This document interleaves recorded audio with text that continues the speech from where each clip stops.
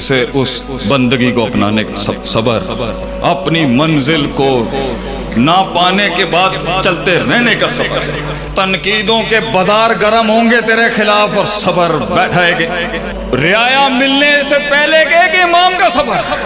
لوگوں کے دلوں میں قوم کے دل میں ایک دھڑکن اور احساس بننے تک کا صبر، اداروں سے دھکے دے کے باہر نکالنے کا صبر، ایک عالم دین کا اس گندی تہذیب میں جا کے پھر قرآن حدیث پڑھانے کا صبر، پھر سر جھکا کے ذلیل ہو کے آنے کا صبر، اللہ کی خاطر اس تواضع کو اپنانے کا صبر، 3 بر اعظموں پہ راج کرنے کے بعد، علم کی وہ نوابی رکھنے کے بعد پھر ہار جانے پہ پھر کڑا کرنے کا صبر،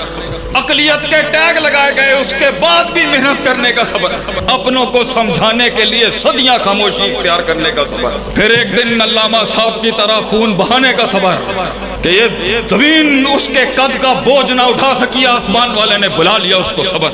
علامہ صاحب کی تقریریں سنتے ہوئے تنہائیوں میں ان آنسوؤں پہ صبر، اور پھر میدان میں اترنے کا صبر، پھر گرنے کے بعد کھڑے ہونے کا صبر، سیدھی ٹانگ کاٹیں گے تو دوسری ٹانگ کاٹنے آ جائے گا، پھر کھڑے ہونے کا صبر، بیوی نہ سمجھ سکی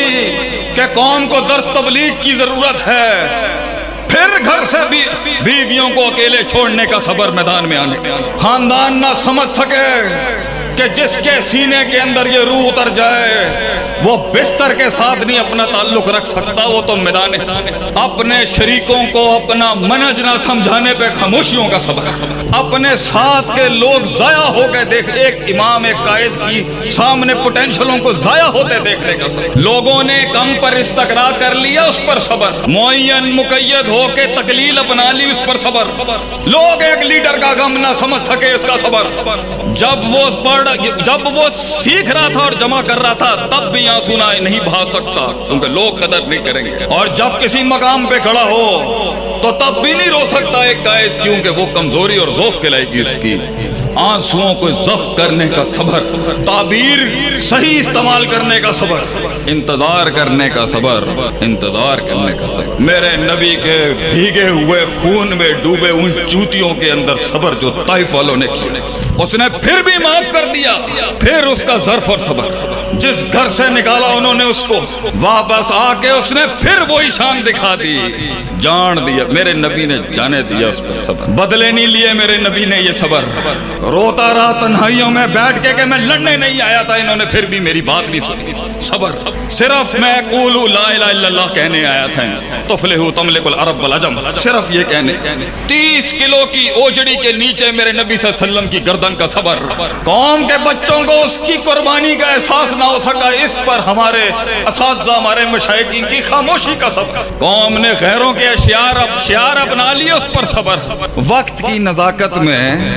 سخت جملے نہیں بولنے کا صبر، مجمع میں غیر ذمہ دار بات نہیں کرنے کا صبر، یہ زندگی کا پہلا نصف الدین ہے صبر، ادارے کے لیے چندہ مانگنے کا صبر، امیروں کے آگے دین کی خاطر ذلیل ہونے کا صبر، زکوٰۃ خور کے ٹائٹل لگوانے کا صبر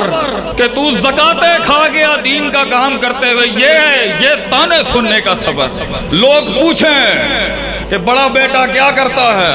ہمارا بڑا بیٹا یہ کرتا ہے، دوجا کی کرتا ہے، تیجا یہ کرتا ہے، دوجا کی کرتا ہے، تیجا یہ کرتا ہے، ارے لم یکن شیء مذکورہ ہونے کا صبر، محفلوں میں سے تیرا ذکر ہی غائب ہو جائے گا، حق کے رستے پہ یہ صبر،